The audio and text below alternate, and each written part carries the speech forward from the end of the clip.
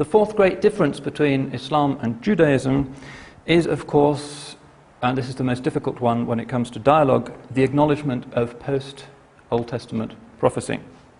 Orthodox Judaism does not accept that Jesus and Muhammad were authentic messengers of God. In fact, there are rites in Orthodox Judaism for the ritual cursing of both of these prophets. Recently in the West Bank settlement of Kiryat Arba, for instance, in occupied Palestine, the rabbis held a ritual cursing of the Prophet Muhammad, which was reported in the British press. And this is there in the Babylonian Talmud, and the formulas for it are established. Similarly, the Babylonian Talmud, in a lengthy passage, lists the alleged sexual perversions of Jesus and says that his punishment in the next life will be to be immersed forever in boiling excrement. Interestingly, though, the halakha, the Jewish law, differentiates between Jesus and Muhammad. Jesus is in fact regarded as a worse offender.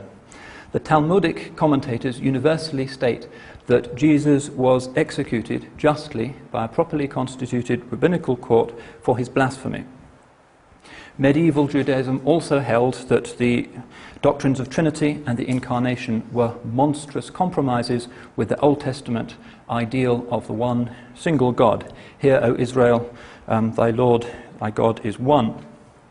Hence, for instance, we find, again in the halakha, the Jewish legal literature, the great Maimonides, the greatest exponent of Jewish law in the medieval period, saying that if a Jew fears persecution by Muslims, he can pretend to be a Muslim to escape that persecution. That's permissible.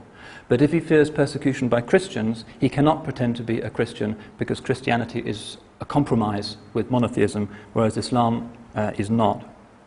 Similarly, the halakha discussion of kosher wine also illustrates this point.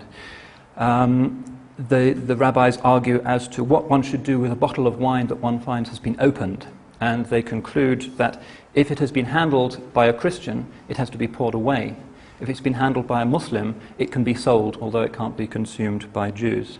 And this is a consistent assumption that runs through medieval Jewish law, although obviously much of this has been reformed by contemporary Judaism, and this should not be regarded as some kind of judgment on Judaism as a religion, but it's there in the medieval texts. And I cite it to illustrate this distinction that Judaism traditionally made between Christianity and Islam.